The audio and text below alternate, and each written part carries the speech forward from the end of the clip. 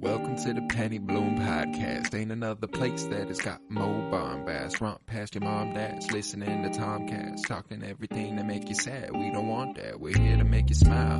Put your mind at ease. Peace, love, and bloom, and always praise Keanu Reeves. This what we about. Get some weed in now. We'll talk until we can't no more, and then we peacing out. Alright, let's go.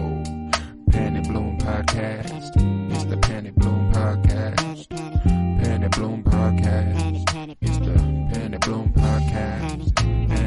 Penny Bloom Podcast. Penny Bloom Podcast.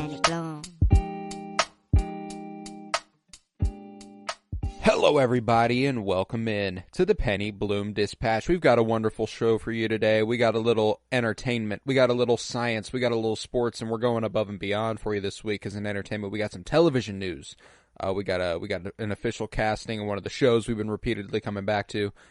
We've got even some fashion news this week. The theme for the Met Gala next year was announced. We've got some music stuff. We got some movie stuff, as is usual. In science, we're going to hear a little bit about the Tesla announcements. We've got an update on Stonehenge and the billion light year universe fart. Yeah, you'll want to listen to that. We will also have a preview at some point for the launching of our new show, which comes out today, The Cinementalists. So very, very excited for you to hear that. But, yeah, then let's get on into it. I'm Colton Robertson. I'm joined by Joseph George. What's up, homie? Oh, what up? Always a pleasure to be here. Oh, and it's always a pleasure to have you. And we've got a wonderful show today. How you doing? It's been a while since we've Zoomed. Man, I see you for the first time in a long time. Back to form. It's been too long for this. The shitty internet at the apartment just doesn't do. But we're back home. You know, we have reliable internet. Hoping, I was just hoping that it's going to go without a hitch. It seems that we're doing good. But yeah, it's nice to have the visuals back. The visual cue is nice. And plus you got a nice face. It's nice looking at you, man. Oh, well, you're a good looking guy. Yeah, let's do some television. Let's talk it. Let's talk some entertainment. So we're going to start with something that's going to make the entire NFL hate us even more in Kansas City. A reality show based on the Kansas City Chiefs WAGs, that's Wives and Girlfriends, is in the works at Bravo. It's reported by People magazine. Now, I'm fine with this. I don't care. I think it's cool that the Chiefs and the Chiefs WAGs, by extension, are getting like celebrity sort of stuff going on. It's bizarre. Mm-hmm. It's a weird thing to see. Like Brittany Mahomes is just like posting pictures of her drinking with Taylor Swift and stuff, and like that's wild, like that doesn't make a lot of sense to me. It's cool, but it's bizarre. My immediate thought was the outside perspective of this because it's awful. I know that my little niece Hadley is gonna love this. I mean, any Taylor Swift fan or any because that's what I was wondering is how often is Taylor gonna really be in this? Is that the main draw? She will be. My guess, no. I'd bet they're gonna format it like a television series, and she'll be like mid-series, series finale sort of stuff. You know what I'm saying? Like she'll be like when the episodes need a fucking boost, she's there. But no, I severely doubt she'd be involved in any real capacity. I think they're taking advantage of that. Chiefs, Wives, and Girlfriends. One of the Chiefs' girlfriends is Taylor Swift. She's probably going to be in the show, so people will watch. She won't be in it. They'll probably lose a bunch of viewership after the first episode. Then the episode wherever she does inevitably pop up, they'll be like, oh, wait, going to watch that one. And so, that's just kind of how it's going to go. But, yeah, no, I've seen people tweet maybe the Patriots dynasty wasn't so bad, and stuff well, we're really going back. Yeah, we're backpedaling hard. People liking Tom Brady more than this. Now, well, that's the thing is that we are a very different dynasty than the Patriots were. We haven't lasted nearly as long, but we're getting while the getting's hot. You know what I'm saying? We're going for it right now. I mean. I know Jason Kelce isn't a Chief, but he feels like a Chief by extension because his brother is Travis Kelce and they're so close and stuff. I know he's not a Chief and he never was, but it's funny to that Buffalo Wild Wings commercial came on last night. The one where the guy's like, I like football, you like football. we're like the brothers we never had. You know, I like that commercial. I think it's funny. But while we were watching it, my little brother looks at me and he goes, "Do you think if Travis Kelce never dated Taylor Swift, Jason?" I went, "Nope." It does not matter how you were going to finish that sentence. The answer's no. Do you think no? Yeah, there's no universe in which it is yes. They don't get $100 million podcast deal. Jason Kelce isn't the most famous offensive lineman that's ever lived. You know what I'm saying? Like, damn, that is. I've never actually thought about that. Like how much they've been boosted. Well, and not that they don't deserve it, you know, like, or deserve their acclaim and their acceptance and stuff. Like, nobody deserves $100 million to do a podcast. Sorry.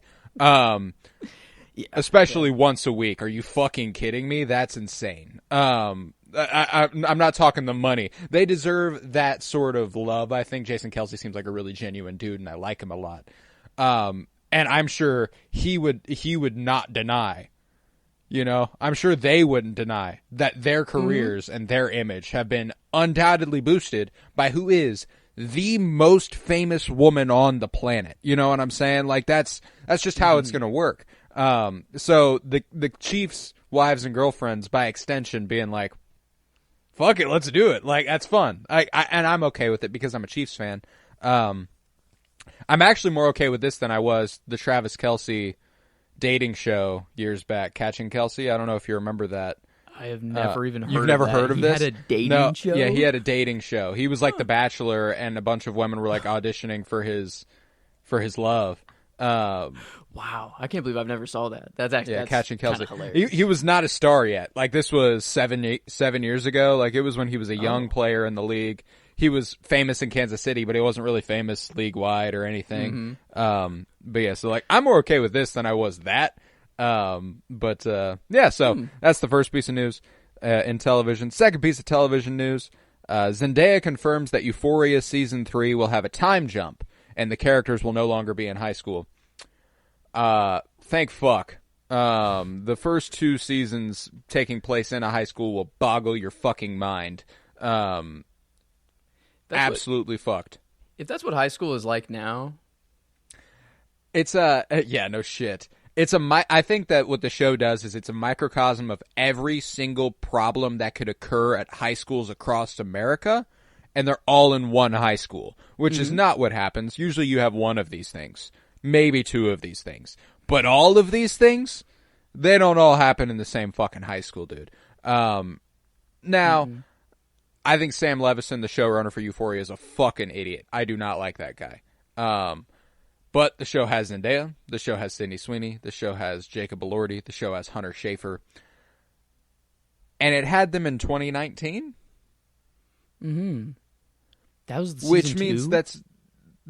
season 2 was 2 years ago. 2021? Okay. 2022? Man, yeah, I feel like it has been just a while, like a long time No, since they're taking giant gaps between seasons because everybody became a fucking star. You know what I'm saying? Like, and like, to the show's credit, that's crazy to get the casting that right and to be that visible that everybody gets famous is kind of insane. Obviously, Zendaya was the draw; she was already famous. But Jacob Elordi, movie star; Sydney Sweeney, movie star; Hunter Schafer, on her way, not a movie star, but damn, is she famous? You know, she was in the new Hunger Games movie. She was in Kinds of Kindness. She's fucking good, man. So like, just the 4 leads essentially being the next era of Hollywood is kind of incredible. So like, they could learn a thing or two from The Bear, who has Jeremy Allen White, Io Adebri, and Aban Masbakra, all these people who are very busy, and they put out a season a year. I don't know. I don't know what needs to be figured out. I feel like that's just been lost completely. The 100%. Yearly TV show, because back before streaming existed, like, you just, I don't know, why would you sign up for a show on a network that's just like one season, you're never going to come back. You would just know for a fact that it was just a one-season show before you get into it, I feel like. But now it's like... Well, and that rarely fucking happened. You know, the miniseries is kind of it did happen, but it's become popularized by the streaming era, like, because they can put it all out at once, and it's just like, it's a miniseries. You watch it kind of like a movie, but it's not a movie. You know, like, that's... So, I understand why they're taking this much time with this cast, you know, but thank God they're willing to take a time jump and make them be in college, because... Season 1, they were already barely getting away with the high school thing, and that was 5 years ago. So yeah, I can kind of get past like the age of actors and stuff like that, just because like they're trying to show you high school, but like, yeah, it's just not high school. I don't know, and I feel like I know for a fact I watched season 1. I'm trying to remember if I went back for season 2 or not. It's possible you did. It's possible you didn't. I wouldn't blame you. There's a really good chance I don't watch season 3, and I watched the first 2 seasons just because I've lost interest, like, wholeheartedly. And that's crazy with a cast like that. Like, how do I lose interest when your cast is that strong? It's because you took fucking 6 years to make 3 seasons of television. That's crazy. Yeah. But it's completely unrelated, but kind of like the same feeling is like Peacemaker. Like, I feel like when that came out, I loved and I was into that so much, but now I've just like forgot about it, and I guess we're gonna get another season eventually, but it just feels kind of weird because it's been so long. Well, and I feel like looking at the same pacing here too, you know, like I loved Stranger Things. We're about to get the 5th season in 10 years. Wow. Damn. I'm pretty sure that was 2015 or 2016. That sounds right. I mean, that... And at least on the production side of things, it has to have been 10 years. If it was 2016, it was in production in 2015. So, like, that's insane. You know, like, how do you...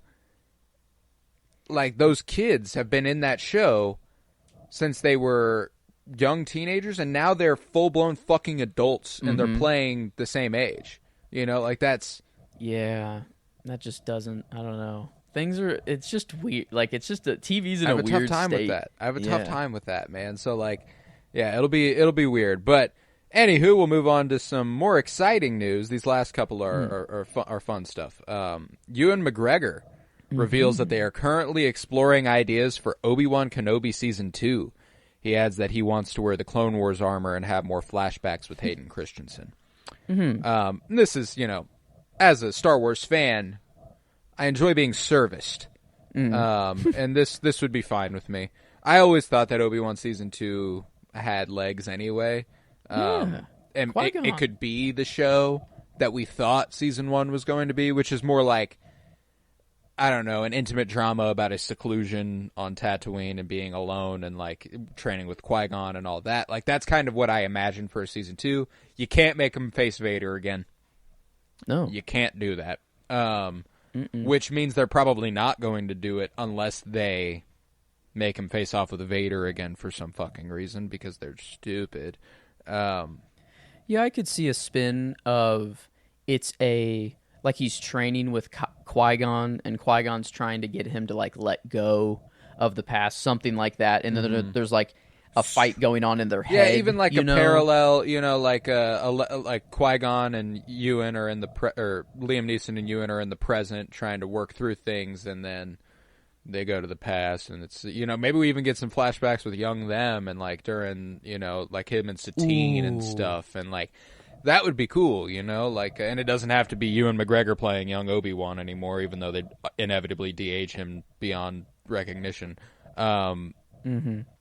But yeah, I hope. I mean, I would like it. I really hope that this is coming from Ewan and not just the response to like the current state of Star Wars, and then Disney's like, hey, we need some fan service. This is the easiest thing that we can go for. Like Ewan, just please say you want more. That's what's pissing me off. I'm not gonna lie, is that there was a report that came out, and I didn't take this down, but Lucasfilm intends to do multiple seasons of Skeleton Crew if the first season performs well.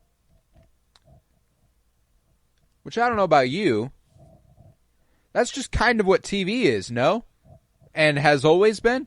I don't know why you're like, we might do more seasons if the first season does. So you're planning for one, but more seasons is just like if we can. Plan for more and then scrap it if you can't. Like that's how I look at it. But regardless, yeah. So that's season 2 of Obi-Wan Kenobi. Mm-hmm. They're exploring it. It's not even in pre-production. It's barely an idea right now, but it would be cool if that happened. And the last piece of television news, we've been coming back to it week after week, the Lanterns casting. And I don't know if you remember, but when we talked about it last, and I was like, ooh, the guy I'd like to play John Stewart is Aaron Pierre. And Aaron Pierre got cast as John Stewart in the Lantern series. They are listening. They're listening. Mm-hmm. Yep, he'll star alongside Kyle Chandler as Hal Jordan. Aaron Pierre is a fantastic actor. He was incredible in Old, directed by M. Night Shyamalan. He was really, really good in Rebel Ridge, that just came out last month, maybe 2 months ago. No, it was last month. He's on the fucking rise, and as an action star, he's gonna fucking eat. So this is incredible news. We've got Kyle Chandler and Aaron Pierre leading our Lantern series, and I'm very, very excited for that. Yeah, I guess we had Matthew McConaughey or Josh Brolin. Those were the two for Hal initially. Yeah, and Ewan McGregor. Yeah. But that's true. He was thrown in there, and like that got me hyped for it initially. But then what I kind of realized is like it would be nice if I really didn't know the Lanterns. Like I don't like if it wasn't someone that I do recognize instantly, and that right. That's something good about Kyle Chandler is he's one of those guys who whenever he popped up in things, I'd be like, oh fuck yeah, that guy, But I would never really know it was Kyle Chandler.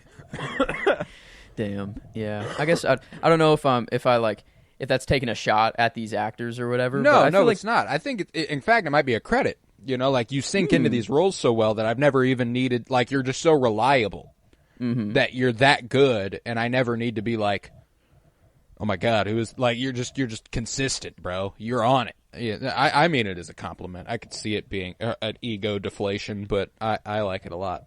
Mm-hmm. Yeah, I'm. There's no qualms that I have with like the DCU or like I am just kind of like, yep, like their business plan seems normal. I don't know everything, right. Every piece of news that comes out, it's like this makes sense. This is the only bizarre thing was the one from last week with the Bane and Deathstroke team up movie. Yeah, that's actually fair. The weird one. That true. was the weird one. Yeah, that was kind of out of left field, kind of out of nowhere. And right. And you're like, hold the fucking phone. We don't even have another. I'm pretty sure that's the third movie we know about.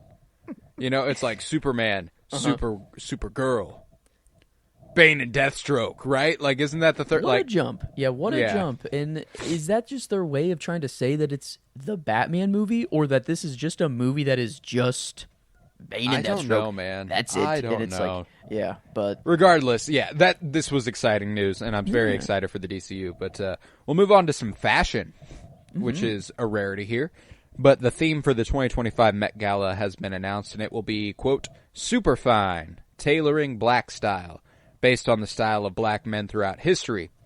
The chairs of the Met Gala this year will be Colton Domingo, fantastic actor, Lewis Hamilton, A$AP Rocky, Pharrell Williams, Anna Wintour, and LeBron James. And at least Colton Domingo and A$AP Rocky, I know for a fact, know how to fucking dress. That's what I was gonna ask you. Who's the most stylish on that panel right there? My jump was Rocky. A$AP Rocky was just A$AP Rocky. I mean, A$AP Rocky looks good in everything, so that helps. But Colton Domingo is the runner up there for me. If not the leader. I think he's incredible. He's an incredible actor. He's got a great sense of style. LeBron James is there because he's LeBron James. Yeah, that's true. Yeah, and he does look. I mean, don't get me wrong. Like he's hard to style. He's 6'8", or whatever. Like that's difficult to pull off. And he does look good. Most of the time. So like that's credit to him. But this is an interesting theme. Specifically considering it's tailored for the men. I love that they're doing that because every year the women go fucking nuts at the Met Gala. They go ham, and the dudes never dress to theme. They never dressed a theme. They're wearing a fucking suit, and that's that. Now, they're like, no. This theme is for you. You better fucking get to dressing, bro. Wow. I think there should be a rule that if you don't dress to theme, you don't come back. That's how I feel about it. You can't even enter. You just you don't even get in. Dress code. Yeah, you just gotta fit the dress code. And is the idea that the women too will dress as to inspire like the style too? That is the goal. That is the goal. You know, okay. And that's the thing is that the dudes should have been observing the previous themes. It's not like they were like specifically for women. It's just that this one is specifically for men. Yeah. Like it's like inspired like a wake up call. Yeah, kind of just like wake the fuck up, guys. Come on, we can dress get up the fuck too. on. And I think it's a super fine line they'll be walking between appropriation and appreciation. Mm-hmm. It'll be interesting to see how people play with that. And I'm excited to see what that is. You know, especially when they have co-chairs who are so stylish and they are black men. Mm-hmm. At least there is. It's coming from it's obviously coming from a good place. It's not like it was just like Anna Wintour and 3 white people that were like Superfine, Tailoring Black Style. You know, like let's do this shit. Yeah. My only worry is like what's Matthew McConaughey? I don't know, just like a normal run of the mill white guy gonna do. You know, how are they gonna show up? What is that like? That line is very. Well, and that's the thing iffy. is that like the dudes love to wear suits, you know, so it'll likely still be suits, but they'll have a little bit more something to them. They'll have a little more something to them, you know. We need a revolution in the men's stuff. We're too boring. Men's fashion is pussy shit. You know, pussy and shit. maybe it's to show off the woman, you know, to let the woman kind of. You know, flaunt and to be bland, whatever. But come on, it's because we're afraid. Yeah, we just need to. I don't know what the revolution would be, but like what we would. I don't know the new wave. Need to figure it out quick. Need to figure it out quick. We'll see at the Met Gala, maybe. No, but so that's the fashion news that was exciting, and then music. This is brief. Kendrick Lamar's "Not Like Us" is now the longest running #1 song of all time on the Billboard Rap Chart. Mm-hmm. It's been #1 for 21 consecutive weeks and is likely going to go down as the biggest diss track of all time at this point. I can't. Yeah, I don't. I mean, at least in the modern era, for sure. I feel like there's one. I don't know who it is directed towards, but Jay-Z has one where he like explicitly says that he killed the person or something like that. I feel like maybe that's Nas. just a rumor. Yeah, Jay-Z and Nas had beef in the late 90s. Okay, so it was aughts. Nas. Okay, so a lot bigger than I was expecting. I was expecting just kind of a no-name or little name kind of rapper, not Nas. Ether is the track you're talking about. That's a really fucking good one. But this, I mean it's Ice Cube went at NWA after he left with No Vaseline is what the song is called. Okay. That one's good. Hit 'Em Up, Tupac coming at Biggie. That was good. Has there ever been an opportunity in which to sing a diss track at such a large scale, though, like the Super Bowl, like that we're about to get? I feel like it will remain #1 until the no, I don't know. Maybe that's a little too crazy. You know, maybe like remain #1 until then. The thing about this diss and this beef, like, there's no doubt Nas is one of the greatest rappers of all time. Biggie is one of the greatest rappers of all time. You know, NWA was a big fucking deal. You know, none of them were Drake in terms of accessibility. You know, like everybody knows who Drake is. Mm-hmm. You know what I'm saying? Like he's a pop star. You know, now obviously in rap circles, Nas versus Jay-Z was a big fucking deal. You know, Biggie versus Pac is a big fucking deal. Ice Cube coming back at NWA, big fucking deal. I was at the fucking DMV the night after Meet the Grams dropped. Mm-hmm. And the people behind me, an elderly woman and her son, were talking about it. You know, like that's a different. We've exceeded previous known beefs. You know what I'm saying? Like it's just like people know who these people are. Yeah, my father and brother, they have like certain rivalries that they have. You know, my father's a Cowboys fan, brother's a Chiefs fan, so they go into that all the time. But then another one that they have is Drake. My brother, you know, he kind of likes Drake's music, and my dad is just can't stand him. And now that this has come out, you know, anytime that Drake is referenced as a pedophile, my dad just lets out like a nice chuckle. He's like, he really like lets it soak in, and that's that guy right there. Certified lover boy, certified pedophile. I can't. And that's what's crazy. Is that there will never be another song that does that, you know, for the biggest artist on the planet. Every time I think about Drake, I do not think about a Drake song.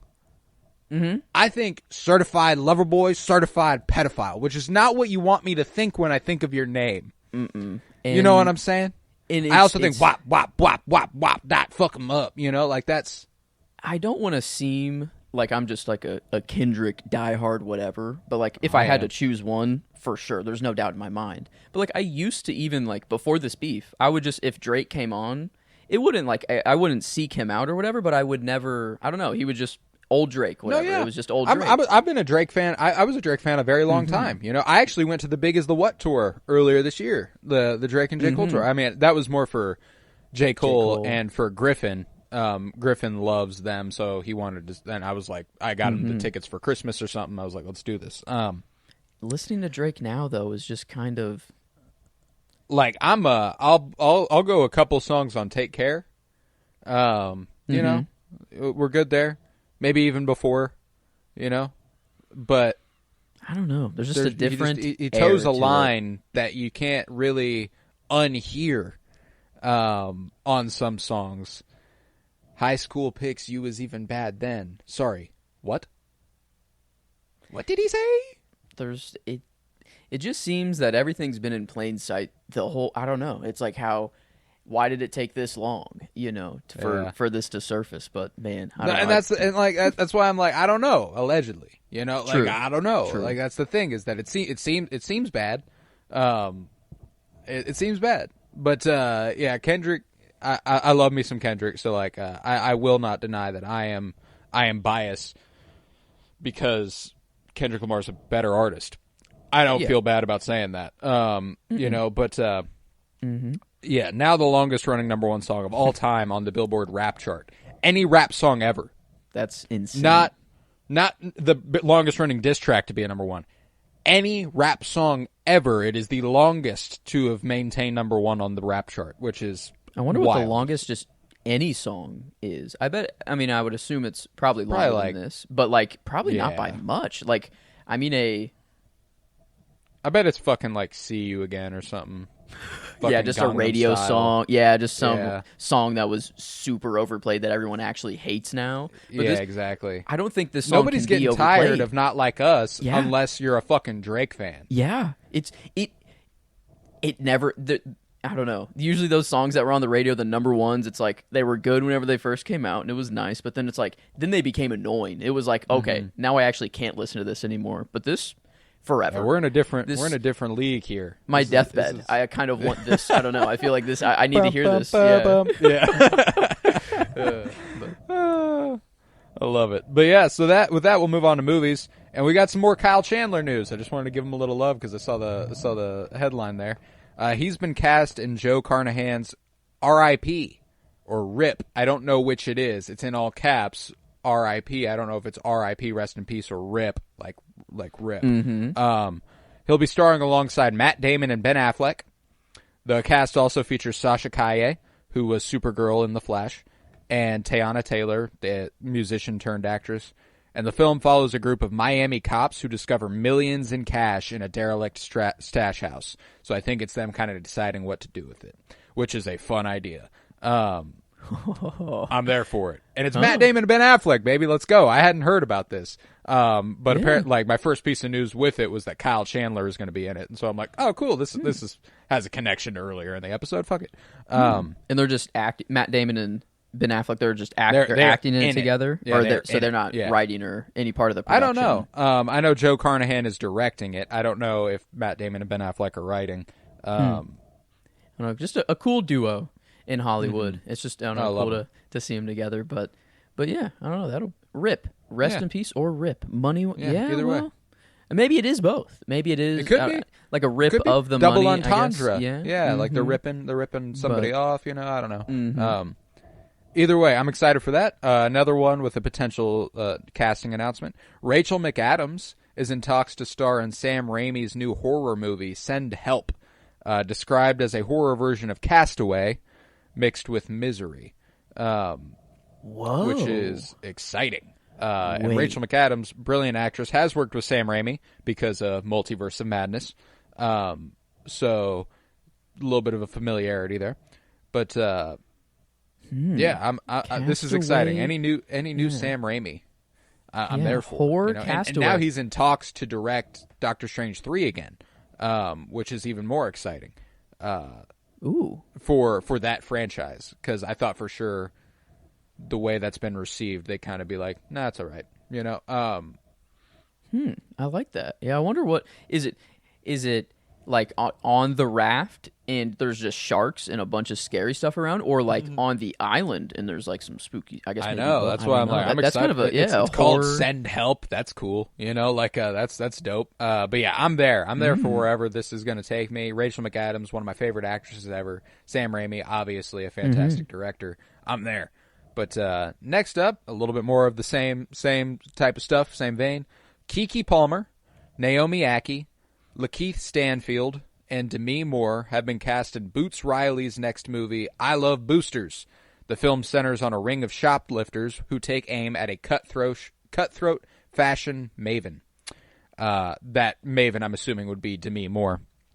But LaKeith Stanfield starred in Boots Riley's 2018 film, Sorry to Bother You, which I think I've told you about. It was a brilliant directorial debut. And the prospect of him doing another movie with LaKeith Stanfield, and this one also featuring the likes of Keke Palmer and Naomi Ackie and Demi Moore, that's exciting. I'm very there for that. Sorry to Bother You also had Tessa Thompson in it, who we obviously love a great deal. But yeah, so if you can, watch Sorry to Bother You, and then that'll make you excited for whatever this is. I Love Boosters. I'm excited for it. So that's just a little piece of news. And the last one before my Joker Folie à Deux review. Cristopher Nolan's next movie will release on July 17th, 2026 in theaters.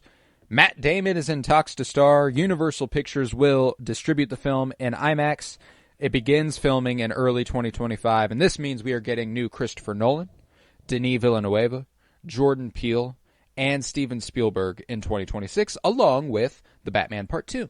So we've got a big year in 2026, one that I am looking forward to immensely. Now, is this Matt Damon the star, or is he the role, you know, kind of the role he kind of always plays in the movies? Or well, that's what's cool is that Killian, you know, he hadn't led a Nolan film. He books the lead in Oppenheimer. Matt Damon hasn't led a Nolan film. Books the lead in whatever this is. I like the idea of him taking his guys and getting them all a Best Actor Oscar. You know what I'm saying? Like let's go get it for you, buddy. You know, like that's fucking exciting. I like that prospect. You know, Tom Hardy next. I'm in there. Has Matt Damon ever gotten one before? I don't believe he's gotten one for acting. They did win the best. I believe they won Best Screenplay for Good Will Hunting. Okay. Yeah, but, I think I remember. Yeah, their acceptance speech. They're like, "Call mom," or like, "I can't believe I'm up here." I think, yeah, okay, but yeah, that would be nice. I wonder what he's cooking. You know, what we're going to next. We got Oppenheimer. We had Tenet. We had, you know, where does Nolan go next? Is it some fiction or more in the real world like Oppenheimer? I don't know, but he's been nominated for Best Actor in a leading role twice. Once for Good Will Hunting. And once for The Martian. He did not win either of those. He's been nominated for Best Actor in a Supporting Role once for Invictus in 2009, but he won one Oscar for Best Screenplay for Good Will Hunting. So, yeah. Okay. Yeah, you know, I would blank check for Nolan here, nearly making $1 billion off of a 3-hour historical drama. Yeah, you're going to fucking get a blank check, buddy. Do whatever you want. I'm in there. Wonder how many IMAX cameras are going to be broken for. Well, I guess that was more The Dark Knight that I think he broke. Yeah, IMAX Dunkirk cameras for. Oh, okay. Oh, that makes even more sense. Yeah, right. Okay. Yeah, but okay. Yeah, 2026. All right, so we got all that, and we're looking forward to the Batman 2 in that year. So let's talk Joker 2 this year. I went and saw Joker FOLIE A DEUX earlier this week. I was extremely excited for this movie for a long time. That was until Cannes, the Cannes Film Festival, whenever every bit of hype for it died. Damn. Every bit of hype for it died. And now there's a video of their standing ovation at Cannes with Joaquin Phoenix talking to Lady Gaga and him looking over at her. And if you read lips, which it's speculative, it looks like he's looking at her and going, "It's horrible." And then she goes like, "No, don't say that." And he goes, "It's horrible." It looks like that if it's not what he's saying. But I'm gonna go spoiler free. As I usually do for these. It's horrible. It's not a good movie. It's not a good movie. Now, don't get me wrong. I was fine with the first Joker. I do think it's unoriginal. I think it's ripping somebody else's good movies. And when you do that and you have production value, you're going to end up making a good movie. That's just how it's going to go. You're copy and pasting someone else's good movie, and you have the budget to do so, you're going to end up with a pretty good movie. This one had a lot more opportunity to be original, to be fun, to be exciting, to be interesting. A Joker musical with Lady Gaga as Harley Quinn is potentially the most exciting thing you could say in comic book movies, right? Like, I don't know. It feels like it. Yeah. When I heard of it, I'm like, this is a match made in heaven. I didn't know I needed the sequel anyways, but now that this is what it is, dude, I was so there. I was so excited at the opportunity to be so interesting. And visually, it's a gorgeous movie. I'll start with that. It looks really good. That's something that Todd Phillips, you give him a budget, he'll make a good looking movie. Which, hats off to you. There's literally not another good thing I can say about this movie. Oh no. Okay. Yeah. Yeesh. It's floundering and meandering. It has ideas that go across paths and aren't. They don't go side by side. I don't know what the point is at points, and I don't think it does either. And so ultimately, it ends up with no point. The movie's basically the trial of what happens because of the first film. Ooh. Okay. But that means we're barely doing anything with the characters now. Mm-hmm. It doesn't move. I felt like I sat there for 2 hours and 20 minutes, and I was like, did anything happen? You know what I'm saying? Like, obviously stuff happens, but I'm like, we're just floating from one scene to another here, and it doesn't feel like we're doing anything good. So I had a tough time. There were parts that made me giggle. I laughed a little bit, and because it wanted me to laugh, not because I was laughing at it. It wanted me to laugh, and I laughed. There's some pretty funny stuff in there, but man, I think I just expected a lot more, which makes this hurt a little bit. It's rough. And because whenever you talked about them seeing it and him maybe saying it's horrible, like to Lady Gaga right then and there, do they truly not know how like the movie's going to come out until it's over? Like, because I guess in filming, that's just what they normally do. You don't film in order. Yeah, they have no clue what like the final product is gonna. That was their first time seeing it too. Well, and there's a possibility too that they see parts of it, they see cuts of it. Like the cut they might have seen is not the cut that makes it to Cannes. Or maybe they didn't have a complete version of the film that they got to see. That's what premieres are for, is to see the movie for the first time. It's not like it was released in a movie theater. That's true. Man. So like it's distinctly possible. And just to sit there and realize that like your own movie, is and it sucks. Lady Gaga is underutilized. She should be. There's the most exciting stuff from the trailer. Like that part where they're like going down the stairs with the people surrounding them kicking. Not in the movie. Why the fuck would that not be in the movie? Just for the meme hype? Is that literally I all don't. they were going I mean, it's for? cool. You know, like that looks cool. That looks like it could be a good part of the movie. And they do not use it. There's a couple of those in this that are just like asinine. Like, wow, you did that in the trailer, but you didn't do it in the movie. That's fucking. What's wrong with you? So yeah, it's just full of bizarre decisions. It's a box office flop. It did worse than Morbius opening weekend.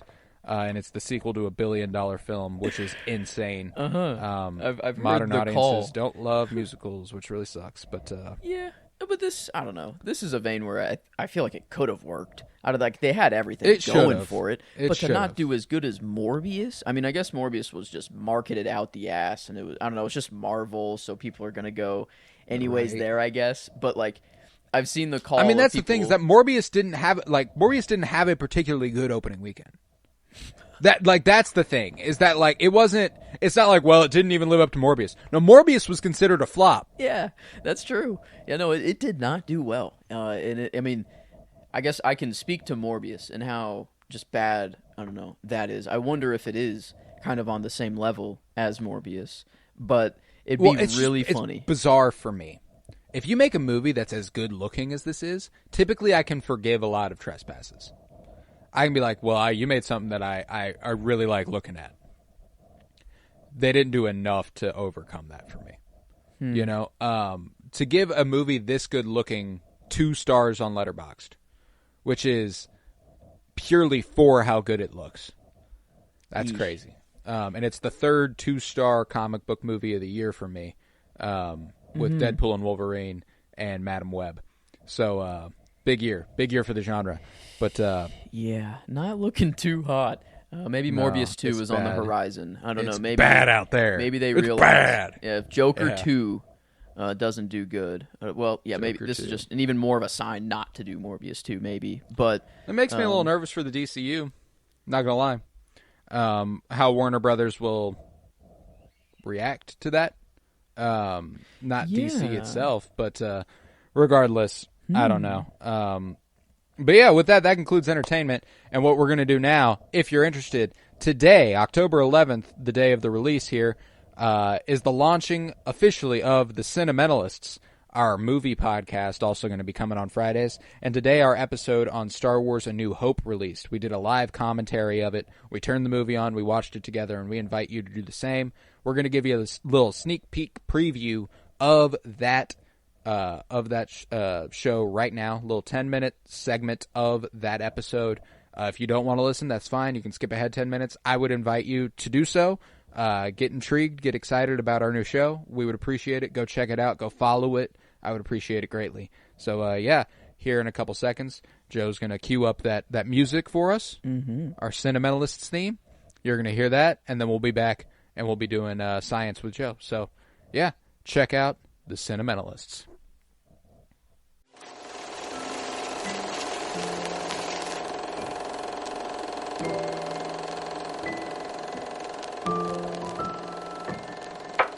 Welcome to The Cinementalists.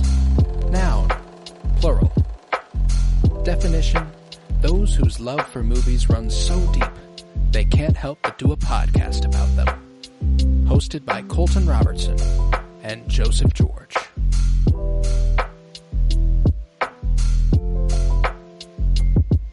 I know I was talking about the 70s earlier, and I didn't want much 70s, but even Luke's hair is pretty fucking 70s.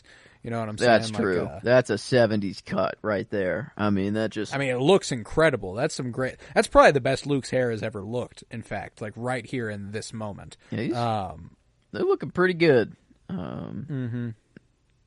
Both of them. Harrison and Mark Hamill right now. Yeah, Harrison Ford, I mean, like, hard to make Harrison Ford look bad. True. Also. That is an attractive man. Are we going to get another door cut? Oh, not quite. Love the PowerPoint transitions. Oh, the mouse droids. I don't know. People always say that Star Wars has the simplest transitions from scene to scene, and like it, sometimes has like the circle, just like coming from the middle of the screen, or like the closing in, or the swipe. Yeah, Yeah, just it's simple. You know, Swipe it's simple, across. but it works. No, yeah, and I mean, like, there's a classicness to that too. Yeah, like, look at that. Look at that. That's incredible. It's fucking outstanding. How do you do that? Like, what was that a mixture of? Was There's Yularen again. Wow. Man. There he goes. Man. Those goofy ass helmets.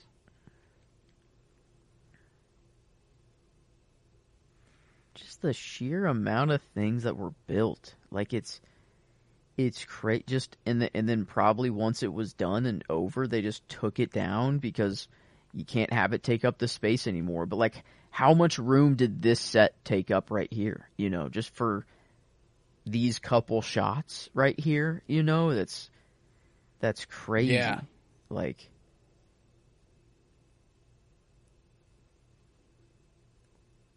and I bet like it's nice once you get to the Imperial sets because a lot of the stuff just repeats. Like, you can have those panels, like just the kind of iconic, like, I don't know what those light panels. They just repeat a lot, so maybe they just had a couple of those on standby, but right. Like that, like, I mean, obviously the whole hallway there is not real, but like, oh my god, like, no, yeah, but like, that's awesome that they managed something even remotely like that. Like, that looks incredible.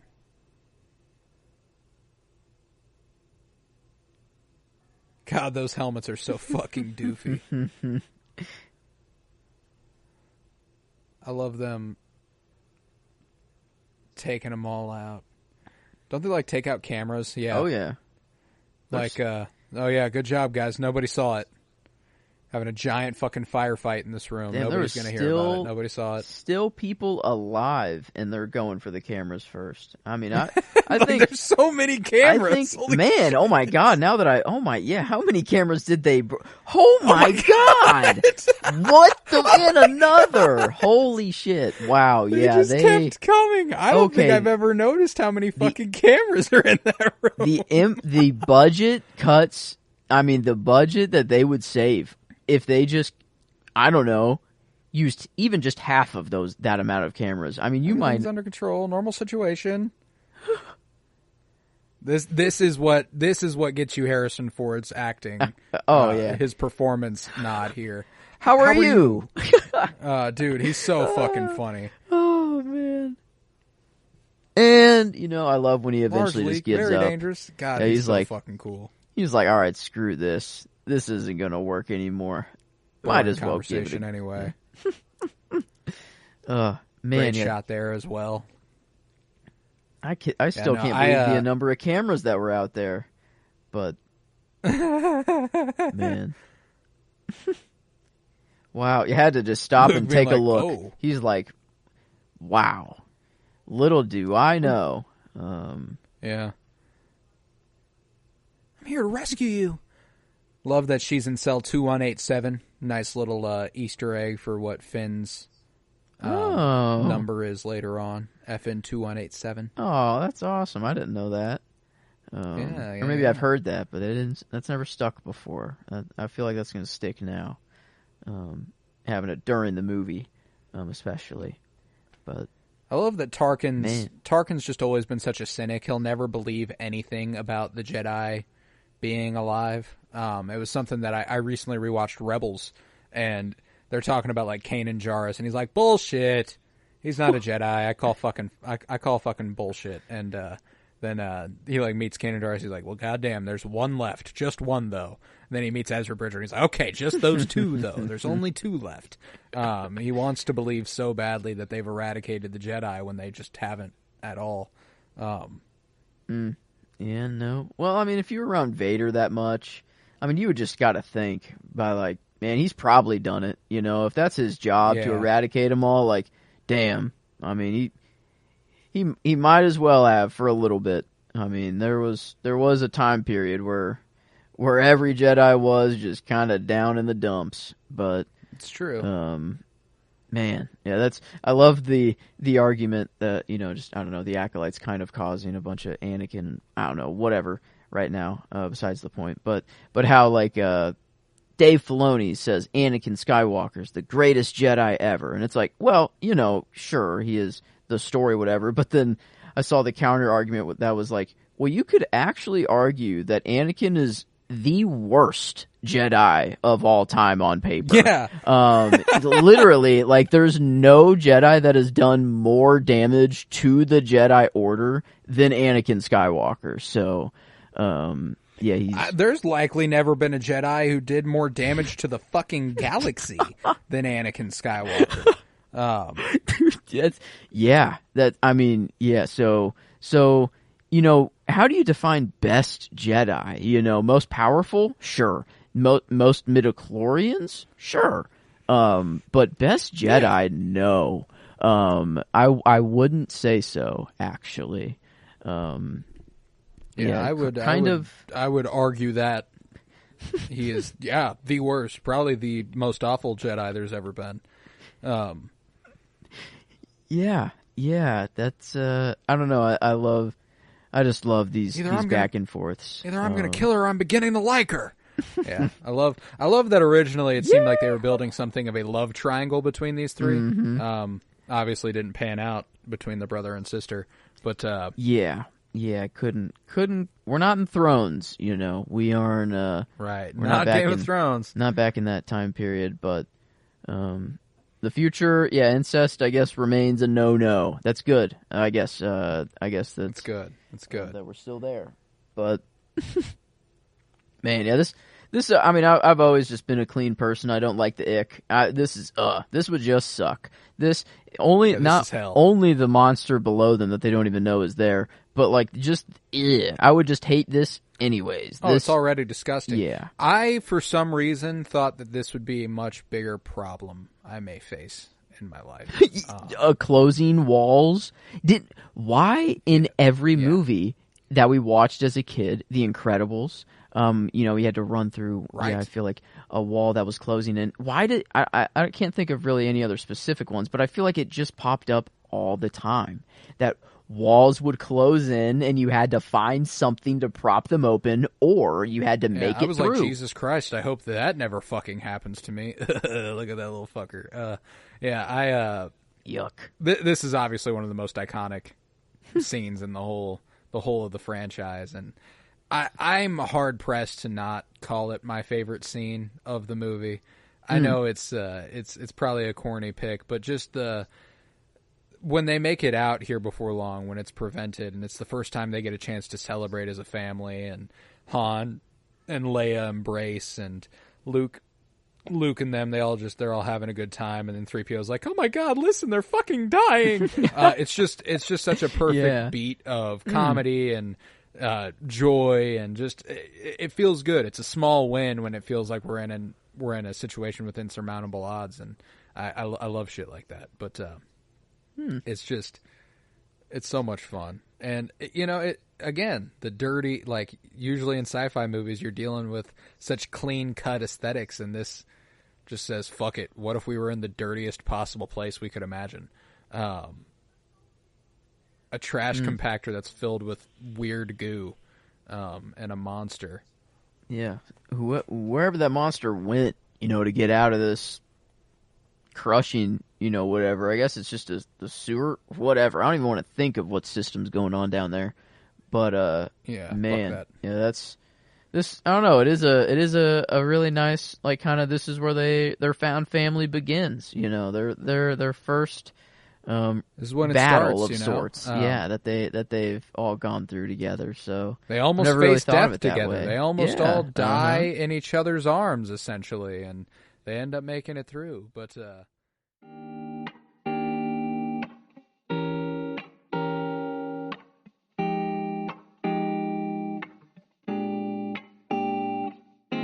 all right. And now, starting on science here. We had yesterday the Tesla announcement. They called it We Robot. It was very 2001 inspired with Hal. Very, very, very weird visuals kind of going on here. They're trying to show what the future is going to be like, but then also showing like the evil robots and all of the bad kind of things. But the announcements to come out of here, the cyber cab, as they're calling it, or the robo taxi. It's kind of been both. I think robo taxi is more the generic name that people are calling it, but Tesla's going with the cyber cab. It looks like a mix of the Cybertruck and the Model 3, and there's no steering wheel, no pedals, no anything. It is just completely autonomous. And Tesla, you always have to take things with a grain of salt. They're announcing this now, and they're going to unleash them, I guess, in Texas and California only first for the full self-driving, because of just a lot of government blocks and politics blocks of getting just that just to be able to do that, to be able to put this into a car and actually have people on the road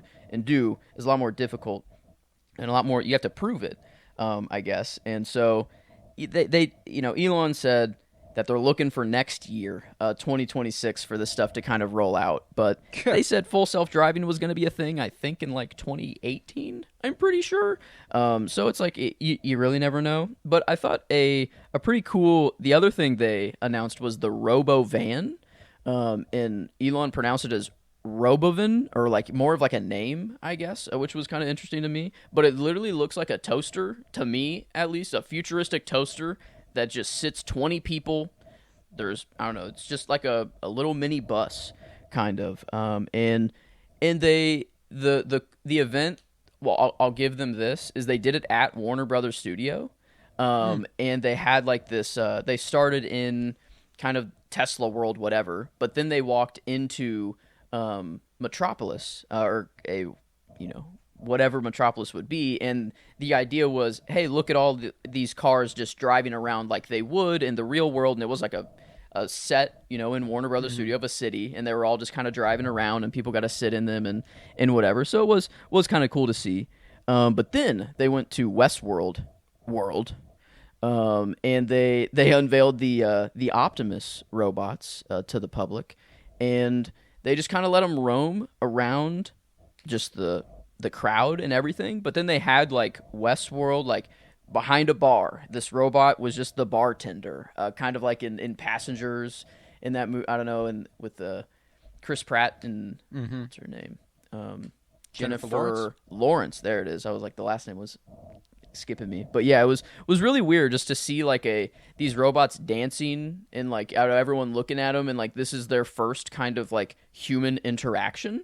Which was very interesting to watch, just live. So these things are announced, but who knows when we're actually going to be seeing just just driverless taxis driving around everywhere. But yeah, kind of a weird look into the future, I guess. It's Elon. Yeah, I don't know. I used to be quite the fanboy of the guy, and now it's just I try to avoid as much of him as possible, but Tesla is still a pretty cool company, and I like to keep up with them. But that's pretty much all there with Tesla. We'll check back in 2040 whenever the next update the stuff comes. Actually comes. Yeah. But going back to Stonehenge, a little kind of an update. We're kind of in the same spot, sadly. But the group, or the study group that tried to show that the altar stone came from Scotland, in a very specific part of Scotland, it was shown that it didn't actually come from that specific shore. The geological, like, I don't know what you call it, the kind of spectrum, I guess, is how I'm comparing, like a light spectrum, but geologically, it just didn't quite match up with where they said it was coming from. But we know for a fact it comes from at least like very, very high north. There's the glacier drift that happened. There's very distinct layers of it across as you go south of England, and we know for a fact it is of the northernmost section of England, and so like it comes from Scotland. We know that for sure. But now, kind of the search, geologists are kind of just going at every shore and taking samples and seeing where it matches to see where it came from. But I think the really cool update of this is that it's kind of proven that it came by boat. And the way that they did this, there was a couple other, like a lot of things that were going into it. They're like, we have no no evidence of it being by land, no evidence of any of the glacial drift. The ice actually moves the other way for the time period that it would, like Stonehenge would have been built and the stone would have been there. So like the glacier drift theory is actually being like backpedaled a lot. But there was a very specific rat that only lived in that very northern part of Scotland, and they show up nowhere else in the world. It's just they're only there, and they found at Stonehenge DNA samples of these exact rats. And their line of thinking is that either this rat went all the way from Scotland on land down to where Stonehenge is, which is just impossible. There's no way. They think the only way that this could have happened is like a stowaway rat on a ship, on like some in the ocean, and the rat just stowed away, and it popped out whenever the stone got there, and then that's the rat's final resting place. So not we didn't get some written history of, yes, we transported it with a boat and this is how we did it, but this to me at least kind of feels like it was transported by water, which is kind of cool. But the debate is still ongoing. People will I don't know, it's kind of funny how this just one stone out of the 50, 80, or I don't know how many stones are actually there. Just this one that matters. But I think the conversation that most people are having is maybe not how it got down there, that it's not like a pyramid construction where it's like, how the fuck did they even do this? It's not like that. It's more of just like, what were humans doing at this time? Like, were we so connected that across the entire continental England, or that island, that people were so connected that they built a monument that had every little piece of land and stuff like that? I think that's just kind of cool to think back then. But yeah, little rat DNA. Who would have thought that Stonehenge? I don't know. I guess the research really goes deep. People are going ham on this altar stone right now. They're finding every avenue to try to prove where it came from. For those who are not integrated, as I will put it, with the Penny Bloom Dispatch, we've been getting pretty regular updates on the altar stone at Stonehenge here from Joe. So you gotta go check. That's the latest. So there's no catching up you need to do, but you might get a little bit more important context if you go back. And I believe the first episode we discussed Stonehenge. It's actually in the title, so you can go check that out. But that's right. Proceed. Yeah, I guess forgot that I am just kind of jumping in randomly here at a random update, and that it wouldn't know everything else. But yeah, that's pretty much it. Just for Stonehenge, that I will hopefully, I guess, find out. Whenever they find the shore that it came from, I don't really know how much this changes anything. Right. But maybe then there's new excavations that start around that area, and they try to find things. I don't know. But pretty cool to keep up with. We'll stick in with it. But now we're zooming way out. The furthest out that we actually can possibly go. Yes. And a concept that is actually kind of new-ish to me is the cosmic web. I guess I've always known that it's a thing, but I never knew that there was like a name for it and that it's actually studied. But you just keep zooming out, just keep going as far as you can, and the galaxies, whenever you look at them, just it makes kind of like this spider web structure.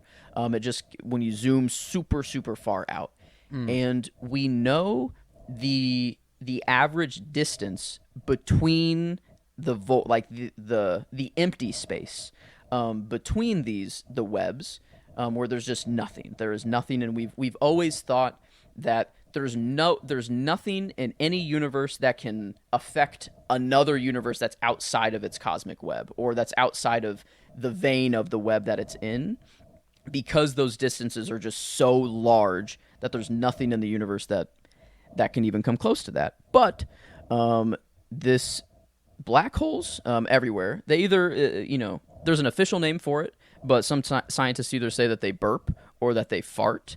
I prefer a fart. I think it's just more funny for me. Fun. Yeah. But it's depending on the black hole and how strong it is, the fart can either be kind of spread out and just kind of a silent one, or it's really pressurized and it's shot in one, or I guess two directions, in just a straight line. And whenever it's super charged up, just I guess a super mega fart, and and it just beams in two directions. And we've known about these. Black hole jets is usually what they're called, the actual name. But we've known about these, but we've never seen any to this scale, not even close, remotely to this scale. And the biggest one that was found, it's 23 million light years away, which in our heads is basically, there's no real way to put that into perspective. But what that means is that no galaxy anywhere in the universe is safe, and that these black hole farts, I guess, can touch neighboring galaxies, which we thought was impossible before. But it's actually kind of this makes more sense. It's solving some problems and stuff like that.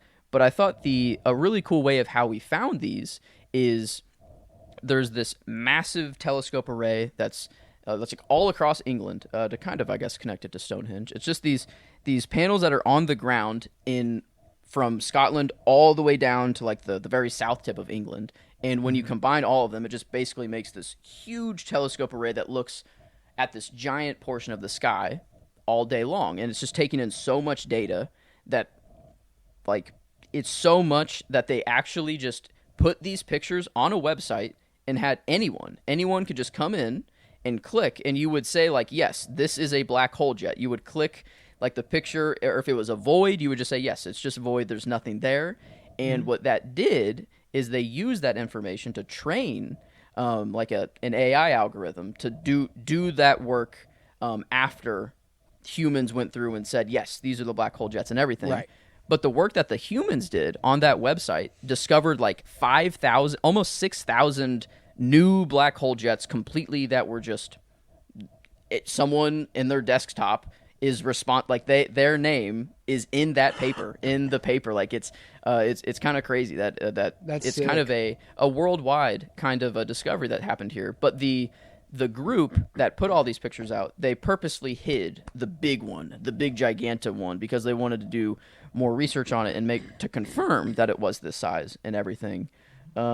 But yeah, very kind of, I guess, scary maybe to think about is that at any point a black hole can kind of just fart, and we have no clue as to what that means. If it was headed in our direction, what that means, we don't know. But this one, I guess the perspective that can, to maybe put this into perspective, a normal black hole lives around 100,000 years, maybe a million if you're lucky. Like that's a million-year black hole is old as, like, that's just a big boy. Right. This thing, to have the size of the fart that it has, that we are seeing, it had to have been continuously farting for 1 billion years straight. The black hole, like that, the black hole had to have been formed before that too. So it's like it had to have just been farting constantly for 1 billion years, and that's just, we have never even thought that this is possible. We've never thought that we could, that these voids, I guess, between galaxies in this web, we thought that our universe was really closed off and that there's nothing that one part of the universe can affect the other. But this is more, I guess, it's explaining how galaxies and everything are formed. It's a piece of the puzzle that is making things make more sense. And I guess I haven't fully wrapped my head around that quite yet. But yeah, I guess it's kind of crazy just to know that I knew that black holes farted, I guess, before, but I never knew that it was possible that a black hole that I can't even, I don't know, even fathom the distance that it is away, that it could, if it's just pointed at Earth or at us, do we just get blown off? I don't know. Does it just smell really bad for a couple days? Do we just eviscerate? I think, yeah. It just depends on how close we are, I guess, to it. But yeah, space is just kind of scary. Whatever. Yeah, man. It's not very fun. But the billion-year galactic fart. That's a long fart. I mean, I can't really fathom farting for longer than a second. We had this was a long time ago. Whenever iPhones were kind of newer, and then there was an app for everything. I feel like was kind of like the same, and there was a walkie-talkie app. And we used it, our family, and we would the only thing we would do is send farts. Whenever we had to fart, we'd record it and send it to each other. And, the longest fart I've ever heard in my life came from this app. We were all in Colorado. My uncle farts upstairs. I am not shitting you. The recording is like 23 seconds long. His fart is 20 seconds. Like, I mean, continuous, and it is not salt. I mean, it is like an You might not be explosion. shitting me, but he certainly is. Am I I mean, right? But yeah. I mean, it was insane. But like a 20-second fart, that's crazy. Yeah, But, that's wild. Billion years. Billion years. I can't even Like, fathom that length of time. That's beyond my understanding. It's 100 times longer than even the general lifespan of a black hole, but that's just the fart that just happened. That's only the fart's lifespan, which is Horrifying. Horrifying. So, but yeah, black hole fart. We're not safe. I guess We're not safe. Who knows? Who knows where they're gonna happen? We have no clue. But when they go that's off, funny. it can touch us. That's funny. So, but yeah, that's, all right. That was a good science segment. We can take it on into sports, my friend. So we're going to start with the bad news. We're going to start for us, for the Kansas Cityans. David did not slay Goliath last night. Kansas City Royals fell to the Yankees at home in Kauffman, which sucked. They won the series in 4. Really sucks. This was a good year, but we were clearly not October ready. Every single game we won was just kind of a cherry on top of a fun season. We came back from being we're the first team to ever lose 100 games in a season and win a playoff series the next year. That's pretty fucking cool. That's history. That's history right there. You know, like, I'll take it. And I think that we've got a great young team. You know, we've got a couple old guys. We got Salvi, we got Gurriel, and we're probably going to be looking at a little bit of a slightly new roster next year. But we've got the bones, baby. We've got the bones. And Bobby now having the playoffs underneath his belt. He obviously had a little bit of a rough go of it in the ALDS. Only got 2 hits. You expect a little more from the batting king of the American League. But it's fine. You know, like it's first playoffs. Like I said, that's going to happen. I don't know. Yeah, I'll blame Mother Nature a little bit for the wind. God, the fucking wind wind of the last game. night. God I damn swear, it. We had 2 home runs. The wind. It's the wind's bullshit, people. Maybe that's a great black Donald hole Trump. fart. That's a real Donald Trump quote from the other day, by the way. He called it bullshit. The wind's bullshit, people. I don't know what the context was. I'm assuming he's always talking about windmills. I'm assuming he's talking about wind energy and the energy those create. The wind, people. It's bullshit. It's I don't bullshit. agree with the guy on much, but maybe last night I agreed. The wind was kind of bullshit last night. I did not appreciate it. Who knows? Maybe it came from a black hole fart, and that's what did it to us. But Cosmic. even with the wind though, Bob Costas, letting us know that's a home run in 23 other major league parks, and that just sucks that a home run is not equivalent Bob Costas everywhere. Gonna fuck himself. Hello, I am Bob Costas, and the world literally just ended. The craziest thing could happen, and the dude will just... There was a double play last night. Massey fields it, he pitches it over to Witt with that underhand toss. He goes, for 2. Bobby Witt turns it. The first baseman catches it. He goes, yep. I was like, are you fucking kidding me? Sound excited for anything, bro. He's a terrible commentator, man. Terrible. Best role he ever had was in Cars. He's in Cars? He's Bob Cutlass. He's the guy who's announcing the Piston Cup. Wait, doesn't he actually give some emotion there, though? Or is that the other guy I'm thinking of? The other guy's I think he's an actual voice actor. If I'm not mistaken, but I think now it is just his normal voice. I feel like now that I'm thinking of. So the Mets and the Yankees advanced to the AL and NL CSs. The game 5 for the Padres Dodgers is tonight, and the Royals are eliminated. So the Royals are officially out, but we made it a lot further than I expected, and I'm very happy with the way the season went. It gives me a lot of hope for the future. Last time we went to the playoffs in a year that ended with 4. The next year, we won the World Series. I'm just saying. History does like to repeat itself. It does. It does. 2014, obviously we made it to the World Series that year, too. We just lost. True. But making it to back-to-back World Series is even more difficult than just making a leap and getting there year after year. So, I think we got an easier path next year, frankly. Yeah. That's how I look at it. Yeah. I mean, it's been fun even in the regular season when we weren't doing well. I was still just enjoying to watch the Royals. It's a good baseball season, yeah, baby. It's gotta nice. go catch a game next season because I don't know how much time we've got left at that stadium. That's been there for my entire fucking life. So gonna have to go catch a game at Kauffman. But so R.I.P. Royals. It was a fun season. You did well, and I'm very proud of you. And I can't wait for next season. But let's do some picks. Last week was another very 50-50 week. I have it's becoming increasingly clear that I have no idea what I'm talking about. I don't think anybody. No, I went 8-6. I went 8-6 last week in week 5. So above 500, I'll take it. But I am already 0-1 this week. I took the Seahawks over the 49ers at home. I just don't like to bet against the Seahawks at home. But regardless, that it happens. It happens. So let's do some Week 6 picks. Jaguars versus Bears. This one's out of town. This is an international game. Very, very excited for this one. I'm going to go Bears because the Jaguars fucking suck, and I like the Bears. And the Jaguars fucked me last week and actually beat the Colts. Suck it. What are you doing? Like, how? Regardless, I'm going Bears. The Bears. Commanders at Ravens. Commanders have been fucking hot, dude. Their offense is fucking ridiculous. But I'm going to go Ravens. I think the Ravens just have to do a lot. But they need to straighten up their season. They started out slow, but they're picking it up, and I think they'll keep the foot on the gas. They'll humble a young quarterback and a young offense that's got a lot behind it right now. I think it's that time. Cardinals at Packers. Cardinals, I started the season really high on them because their first game, their offense looked electric. Second game, their offense looked electric. But they just don't know how to close games. So I'm going to go Packers at home. Texans at Patriots. The Patriots fucking suck, dude. And they're trotting Drake May out there. First time starting for a rookie. For him.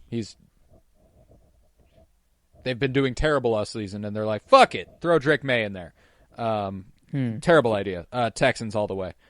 Quarterback there? Or what position? Yeah, quarterback. QB. I guess, the last time Patriots put in a quarterback that seemed to be no one and just coming in. I'm not necessarily. I think Drake May long term will be good. It's just that this season's already started out so rough, and it's because of their offensive line, and they're like, you figure it out, man. You do it. Like, go out there and get hit a couple times really hard. I don't know. He's your rookie quarterback. He's not going to do well. Just give him some time to develop. Tom had protection when he came out, I think, yeah. And I also don't think he started as a rookie. I guess that's true. Yeah, he sat behind somebody and then he got there. So I don't know. Fair.